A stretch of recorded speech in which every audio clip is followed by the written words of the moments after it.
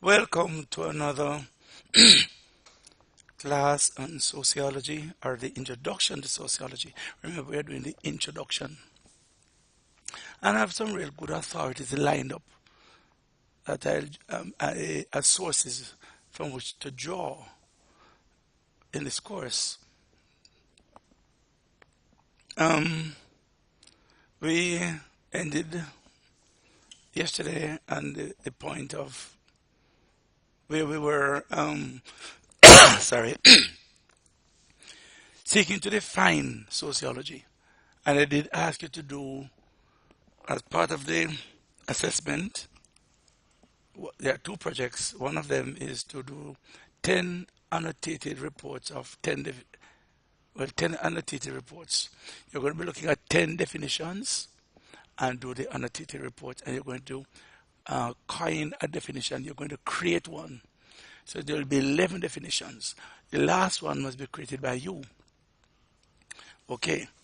Let us pause a prayer. Father, thank you for today. Thank you, Lord, for the privilege and opportunity you have afforded us to do this study and to prepare men and women to be kingdom builders. I commit the participants in this program to you and this course and ask that you bless them and keep them. And I commit myself to you. And Lord, I commit to you the system now engaged to make this course possible. In the precious name I pray, amen. So now, we're looking at aspects of social life never simply occur. They are organized processes. They can be the briefest of everyday interactions, moving to the right to let someone pass on a busy sidewalk, or, for example, or the largest and most enduring interactions, such as the billions of daily exchanges that constitute the circuits of global capitalism. The circuits of global capitalism. And therefore you have to interact. If there are at least two people involved in the seclusion of one's mind, then there is a social interaction that entails the ongoing concerting and coordinating of activities. So two people working together. They're interacting. They're concerting, agreeing and disagreeing, suggesting and accepting and rejecting suggestions. They're interacting. And they're coordinating activities. And they're working towards a particular end. Why does the person move to the right on the sidewalk? What collective process leads to the decision that moving to the right rather than to the left is normal? Think about the t-shirts in your drawer at home. What are the sequences of linkages and social relationships that link the t-shirts in your chest of drawers to the dangerous and exploitive garment factories in rural China or Bangladesh?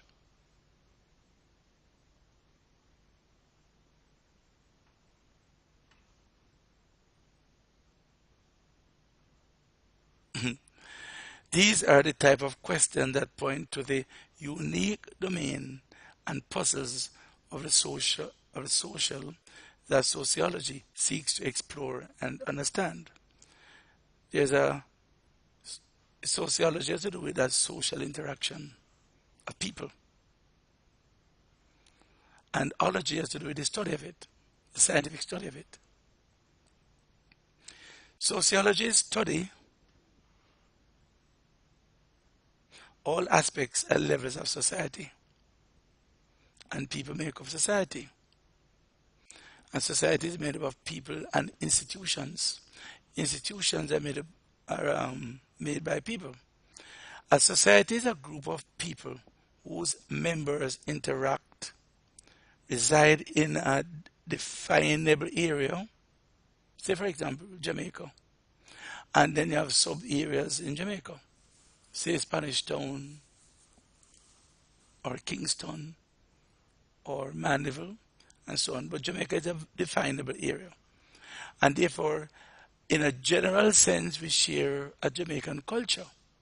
But don't think that that culture is, having met a person, say a Jamaican moves to the United States,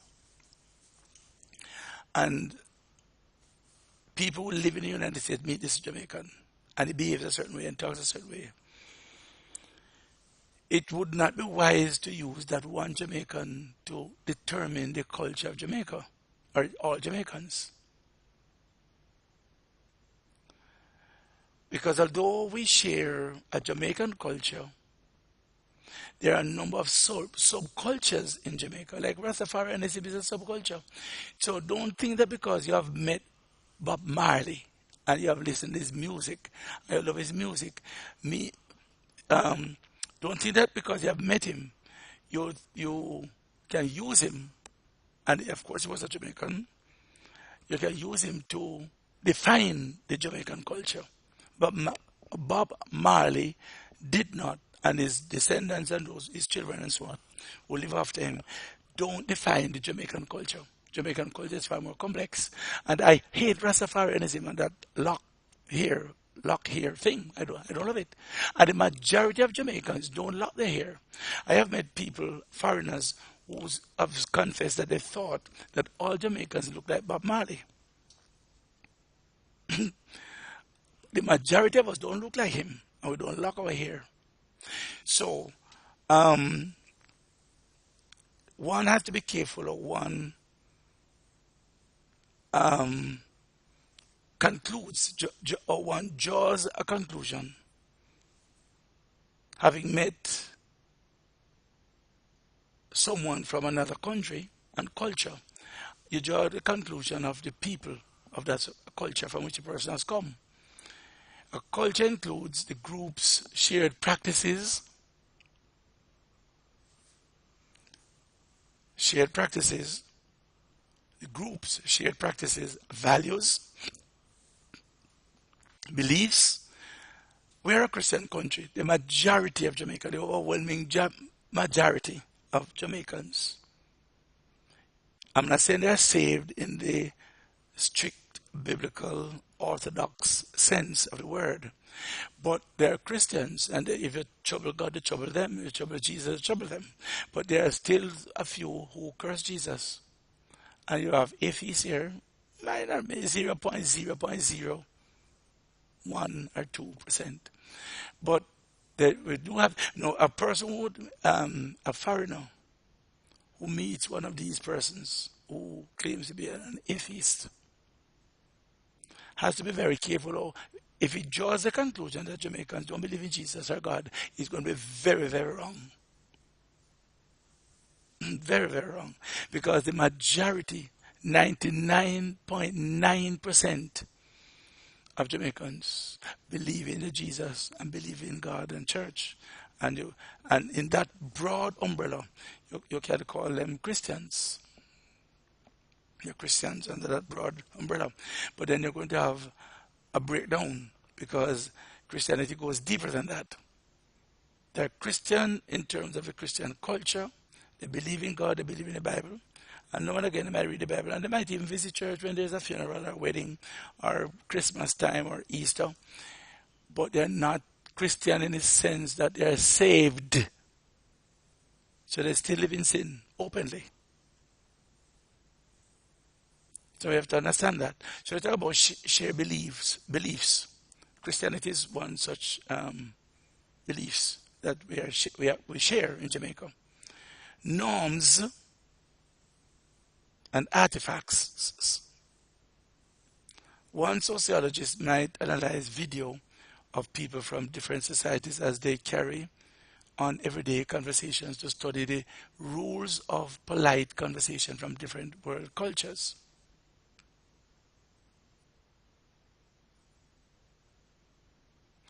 Another sociologist might interview a representative sample of people to see how email and instant messaging have changed the way organizations are run.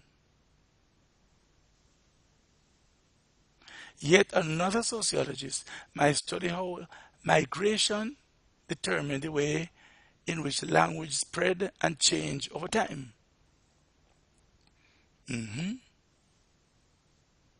A fourth sociologist might study the history of international agencies, and it's a histories of or the history of international agencies. I don't use history in that sense. Sorry, I'm a historian. I don't use history in that way. But study the past, I would say the past of international agencies, like the United Nations or the International Monetary Fund, to examine how the globe became divided into First World and Third World after the end of the colonial era.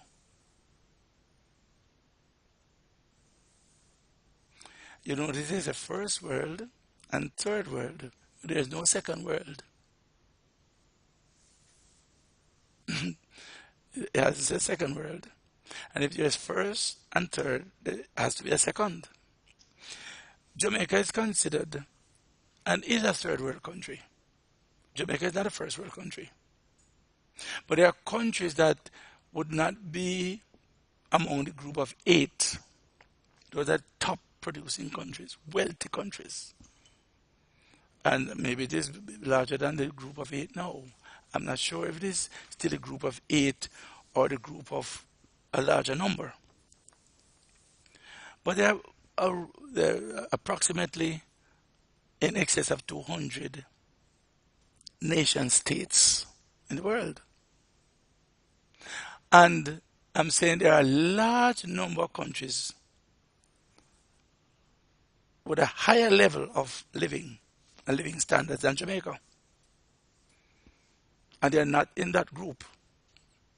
And we couldn't put them in third world, like Israel, for example. Israel is not a member of that group. And Israel is 95% urban.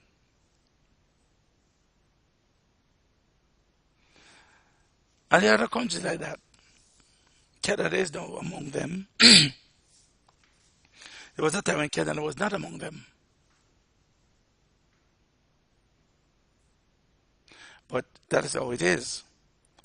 These examples illustrate the ways society and culture can be studied at different levels of analysis, from the detailed study of face-to-face interactions to the examination of large-scale historical processes affecting entire civilizations.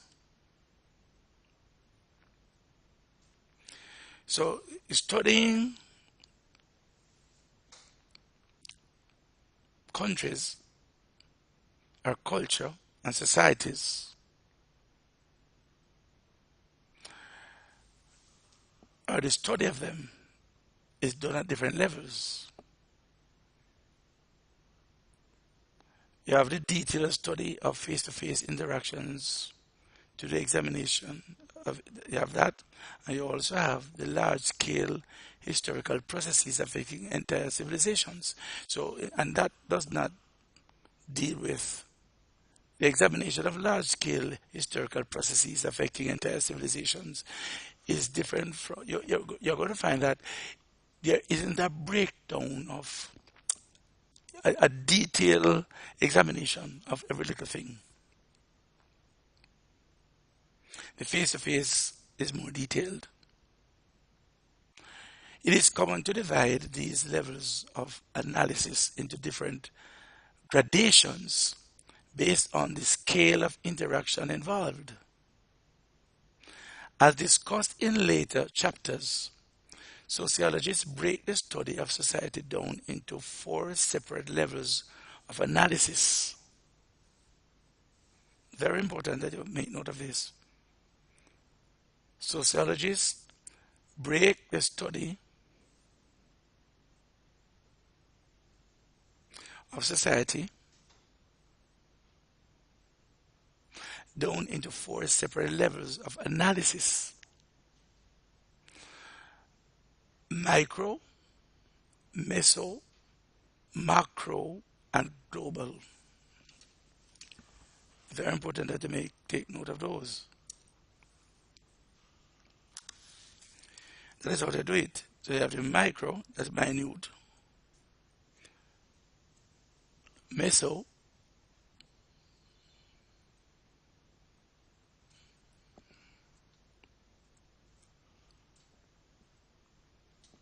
macro,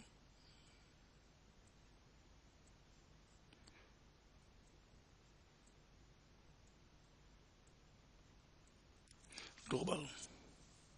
That is how sociologists break down uh, the study and analysis of societies. They're looking at those four aspects. The basic instinct, however, is between micro sociology and macro sociology. I should say instinct, sorry. The basic distinction, however, is between micro sociology and macro sociology.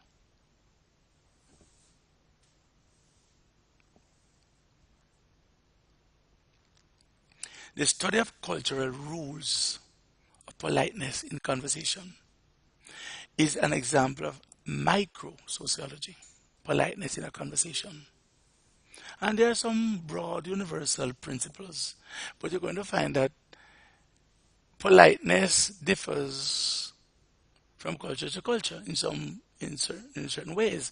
You know, I was talking to this bishop who is well traveled. He preaches all over the world. He has been to many European countries, most of them, if not all of them. And he has been to North America. I don't know if he has been to Mexico, but he has been to Canada and the United States. He has been to a lot of South American countries and so on. And he told me, well, a group of us, of a certain European country which he went to. And they serve a kind of cheese that we don't use in Jamaica. They serve it, I think it is served as a dessert after the main meal. But in their culture, they expect you to eat it. The cheese is made of maggots, fat worms, maggots, working of life in it. And they expect you to eat it. It's an insult to them if you don't eat it. So I said that to say there are certain general principles in politeness, that would cross cultures. But there are some that are specific and context specific that you will have to learn if you're going to get by. So the basic distinction in the analysis of societies is between microsociology and macrosociology. The study of cultural rules of politeness in conversation is an example of microsociology. At the macro level of analysis, the focus is on the social dynamics of intimate face-to-face interactions. Research is conducted with a specific set of individuals, such as conversational partners, family members, work associates, or friendship groups. In the conversation study example, sociologists might try to determine how people from different cultures interpret each other's behavior to see how different rules of politeness lead to misunderstandings. Yes, They have to do that. Different rules of politeness lead to misunderstandings. Because what some might consider bad manners in a certain culture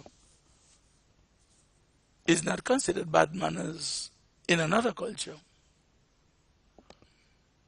And therefore, if when we meet, if I happen to go to an African country, or even the United States of America, because I have been there, I've met people who have never traveled out of the United States. And because of that, I remember being in a small group and of white Americans, and I think it was two of us, black Jamaicans, two of us Jamaicans. And it's a small group, like it could have been maybe 5 or 6 of us. And a male was in the group who had never traveled. Those who in the group, those Americans in the group who had traveled, they could understand us quite well. And we could understand them quite well. 99% or 95% of what they say, we could understand. They might use a slang word here and there that we wouldn't understand, but we could listen and understand them, and they could understand us. But they kept asking the other guy if he could follow. He was able to follow. A white American, but he had never traveled. He had never gone outside of the United States of America, and therefore he had real difficulty following the conversation while we spoke. And we had difficulty understanding him. We had to listen keenly and sometimes ask him to repeat. So I said that to say certain things that he, having never traveled outside of the United States of America, he sees, and he's not the only one. I've met other people, other white Americans who told me that they had never flown or traveled outside of the United States of America. In fact, they had never even flown from one state to another. All right. No. The point I'm making is, those who have never traveled out, and so he's a case in point. I use him as a case in point. There are certain things about us that he would not be familiar with. Certain attitudes, expressions, behaviors, and so on. And if he's not careful and mature, he might become offended. I spent a week with a large group of Canadians. Group could have been maybe 20-something. Some were couples, wife and husband, wives and husbands. Some were single, but they were all adults, led by a bishop. All Canadians, all whites, all white. They were all white. And there were times when I was offended. They offended me. And they had to apologize because they realized I was offended. And maybe I offended them too. But I noticed they were very different in a number of ways. I was living in the community of Malvern at the time, St. Elizabeth, Malvern and St. Elizabeth. A cool area, cool area. And that area was opened up by white expatriates from England. And therefore, the black people there tend to worship and adore white people, especially the more mature ones. They would, in saying how they do to them, they would curtsy, bow and things like that. It's the first community I had gone to. And because I was a professional, I'm black, but I'm a professional. They love professionals. They worship professionals too. If you're a nurse, pastor, teacher, professionals, they look up to you. Especially the non-professionals. They really look up to you. And they would say, in greeting me, they would say, yes, thank you, sir. No, thank you, sir. And I'm talking about people who could be my parents. But then realized I was a clergyman. I was young, like 21, 22. They could be my parents and grandparents. But they were like that. And the group, back coming back to the group of Canadians, I have found that the people in the community, while they were there, they had come there to build, to work on a building. People were taking things to them, bammies, green gungo, things that were native to the community, tomatoes, but they didn't. They accepted them, they took them, but they didn't use them, they didn't touch them, they put them away. They had taken their things and they were not interested in knowing, in tasting our food. Now, Bame fetch is a high price on the world market. It is considered a gourmet food. But I just say that to say that persons from different cultures going into another culture have to be very, very careful lest they offend the people of the country where they go. And the people of the country receiving them have to be careful how you deal with them, lest you offend them too. We're talking about sociology here. We're talking about misunderstanding being caused by us not understanding or the attitudes and norms and cultures and so on of different people.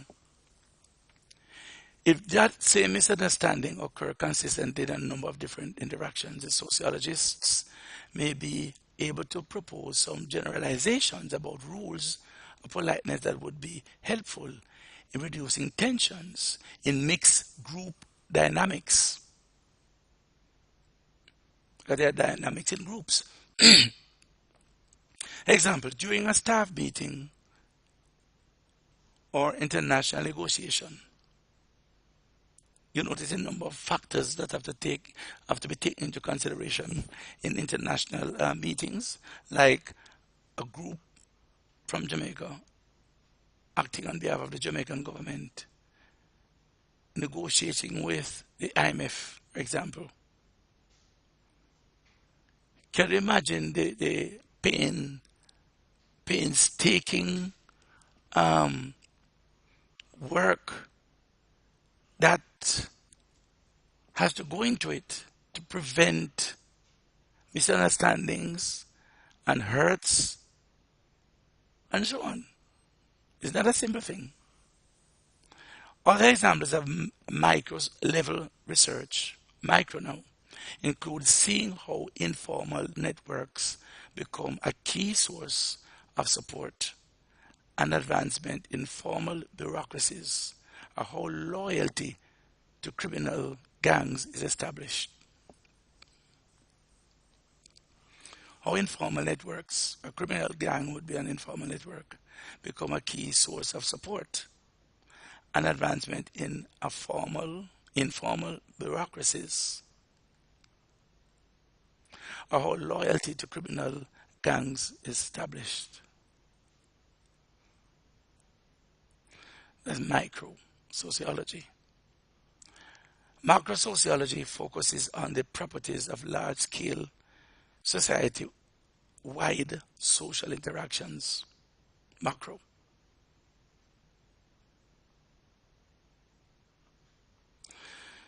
The dynamics of institutions, classes, or whole societies. The example above of the influence of migration and changing patterns of language usage is a macro level phenomenon because it refers to structures or processes of social interaction that occur outside or beyond the intimate circle of individual social acquaintances. So once it is dealing with matters outside of that basic level of social interaction, it is referred to as macro sociology. It falls under that heading. So the processes of social interaction that occur outside or beyond the intimate circle of individual social acquaintances. These include the economic and other circumstances that lead to migration. What are the push factors and pull factors that cause migration? Push factors is not only poverty. Sometimes you find that whole families, a whole family